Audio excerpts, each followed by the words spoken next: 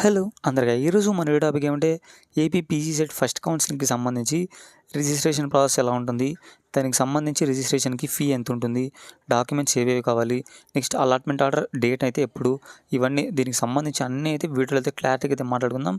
అంతకంటే ముందు మన ఛానల్ ఏమైనా కొత్తగా చూసిన వాళ్ళు సబ్స్క్రైబ్ చేసుకోండి, పక్కనే ఉన్న బెల్ ఐకాన్ అయితే ఆల్లో పెట్టుకోండి. నేను ఎలాంటి వీడియో పెట్టినా మీకు అయితే నోటిఫికేషన్ అయితే వస్తుంది. అలాగే మన వీడియో వరకు నచ్చితే లైక్ వేసేసుకోండి. ఇంకా వీడియోలోకి అయితే వెళ్ళిపోదాం. ఇక్కడ చూసుకోవచ్చు ఏపీ పీజీ సెట్కి సంబంధించి అఫీషియల్ వెబ్సైట్ లింక్ అనమాట ఇది. దీంట్లో చిన్న అప్డేట్ వచ్చినా దీంట్లో అయితే వస్తుందన్నమాట. దీనికి సంబంధించిన లింక్ వచ్చేసి మీకు అయితే డిస్క్రిప్షన్లో అయితే ప్రొవైడ్ చేస్తాను, మీరు అయితే చెక్ చేసుకోవచ్చు. నెక్స్ట్ ఇక్కడ రిజిస్ట్రేషన్ ప్రాసెస్ చూసుకుంటే మొదటగా ఇక్కడైతే రిజిస్ట్రేషన్కి సంబంధించి 3 స్టెప్స్ అయితే ఉంటాయి. ఫస్ట్ స్టెప్ చూసుకుంటే క్యాండిడేట్ రిజిస్ట్రేషన్ ఫామ్ అనమాట. ఇది వచ్చేసి మీకు సంబంధించిన డీటెయిల్స్ అని ఎంటర్ చేసాక సబ్మిట్ కొట్టండి.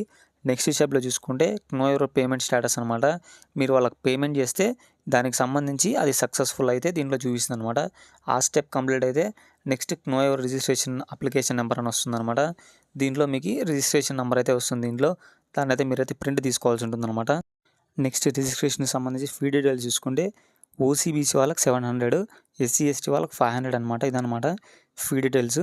చూసుకోవచ్చు మీరైతే సర్టిఫికేట్ వెరిఫికేషన్లో ఏ సర్టిఫికేట్స్ అయితే కావాలో ఇక్కడైతే లిస్ట్ అయితే ఉన్నాయి చూడండి. నెంబర్ 1 చూసుకుంటే AP PG set 2024 hall ticket అనమాట. సెకండ్ చూసుకుంటే ర్యాంక్ కార్డ్ కంపల్సరీ ఉండాలి పీజీ సెట్కి సంబంధించి. థర్డ్ వచ్చేసి టీసీ అనమాట, ట్రాన్స్ఫర్ సర్టిఫికేట్. ఫోర్త్ చూసుకుంటే డిగ్రీ మార్క్స్ మేము ఉండాలి. నెక్స్ట్ ఫిఫ్త్ చూసుకుంటే డిగ్రీ ప్రొఫెషనల్ సర్టిఫికేట్ అయినా ఉండొచ్చు, లేదంటే ఒరిజినల్ డిగ్రీ సర్టిఫికేట్ అయినా ఉండొచ్చు అనమాట.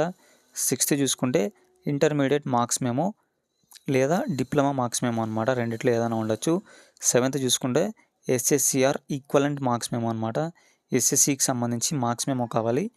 నెక్స్ట్ ఎయిత్కి చూసుకుంటే స్టడీ సర్టిఫికేట్ 9th నుంచి డిగ్రీ దాకా అయితే స్టడీ సర్టిఫికేట్స్ అయితే ఉండాలి. అవైతే మీరైతే రెడీ చేసుకోండి. ఇక్కడ చూసుకోవచ్చు. నెక్స్ట్ 9th చూసుకుంటే రెసిడెన్స్ సర్టిఫికేట్ అనమాట. ఇక్కడ బ్రాకెట్లో ఇచ్చాడు. ఎవరికైతే కొంతమంది ఓపెన్గా కట్టుకొని రాసుకుంటుంటారు కదా, వాళ్ళకైతే ఈ రెసిడెన్స్ సర్టిఫికేట్ అయితే కావాలని అయితే చెప్తున్నాడు. నెక్స్ట్ 10th కూడా రెసిడెన్స్ సర్టిఫికేటే.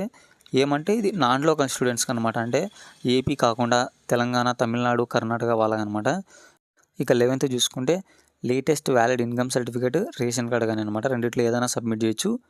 ఈ ఇయర్లో చేయించుకోవాలన్నమాట. 2024లో అయితే అదైతే ఉంటుందన్నమాట. కొంతమందికి అయితే ఉండదు, లేకపోతే ఏం అవసరం లేదు, కానీ దానికి ఎలిజిబుల్ అయితే అవైతే కంపల్సరీ కావాలి. అది కాకుండా దాంట్లో అయితే మీ క్యాండిడేట్ పేరు అయితే కంపల్సరీ ఉండాలి. దాంట్లో కొద్దిగా నేమ్ అయితే కొద్దిగా చేంజ్ ఉంటే ప్రాబ్లం అవుతుందన్నమాట. పేరు అనేది మీ హాల్ టికెట్లో కానీ లేదంటే రిజిస్ట్రేషన్ చేసేటప్పుడు కానీ ఎలా ఉందో అలాగే ఉండాలి, పేరు అయితే మార్చకూడదు. నెక్స్ట్ చూసుకుంటే 12th క్యాస్ట్ సర్టిఫికేట్ అనమాట. క్యాస్ట్ సర్టిఫికేట్ అయితే చేయించుకోండి. నెక్స్ట్ చూసుకుంటే 13th అనమాట, లేటెస్ట్ ఎకనామికలీ వీకర్ సెక్షన్ అనమాట, ఈడబ్ల్యూఎస్ సర్టిఫికేట్. దీనికి కూడా ఎలిజిబుల్ అయితేనే తీసుకెళ్ళండి, లేదంటే ఏం అవసరం లేదు. నెక్స్ట్ చూసుకుంటే 14th అనమాట, లోకల్ స్టేటస్ సర్టిఫికేట్ అని. దీంట్లో అయితే 3 అయితే ఉన్నాయన్నమాట. Personal of different bench mark disabilities అనమాట, అంటే మీకు హెల్త్ పరంగా ఏమన్నా ప్రాబ్లం ఉంటే దానికి సంబంధించి మెడికల్ దాంట్లో వచ్చేసి హాస్పిటల్స్లో మీకు అయితే సర్టిఫికేట్స్ అయితే ఇస్తారు. దానికి సంబంధించి అది మీరు దీంట్లో కూడా సబ్మిట్ చేస్తే మీకు కొద్దిగా ప్లస్ పాయింట్ ఉంటుందన్నమాట. అలాగే క్యాప్స్ కూడా అనమాట, క్యాప్ కానీ ఎన్సీసీ కానీ లేదంటే స్పోర్ట్స్ మీద కానీ ఇలాంటి సర్టిఫికేట్స్ అయితే వస్తాయి. మీకైతే దీంట్లో అయితే సర్టిఫికేట్స్ ఉంటే మీరైతే అప్లోడ్ చేయండి, మీకైతే కొద్దిగా ప్లస్ పాయింట్ అనమాట. నెక్స్ట్ చూసుకుంటే నోట్ అండ్ క్లియర్గా ఇచ్చాడు. Original certificates need not to be deposited in the college at the time of admission. మీరు కాలేజ్లో అడ్మిషన్ చేసేటప్పుడు అయితే మీరు ఒరిజినల్ అయితే ఏడివి ఇవ్వద్దనమాట. టీసీ కానీ అలాంటివి ఇవ్వండి, కానీ 10th మార్క్స్ కార్డ్ కానీ అలాంటివి అయితే ఒరిజినల్స్ అయితే ఏవి ఇవ్వద్దని అయితే ఇక్కడైతే చెప్తున్నాడు. ఇక్కడ చూసుకోవచ్చు పీజీ సెట్కి సంబంధించి అడ్మిషన్ షెడ్యూల్ అనమాట. ఫస్ట్ చూసుకుంటే ఇష్యూ ఆఫ్ నోటిఫికేషన్ వచ్చేసి 5th అయితే రిలీజ్ చేశాడు. మళ్ళీ date of publication of notification వచ్చేసి 6th రిలీజ్ చేశాడు.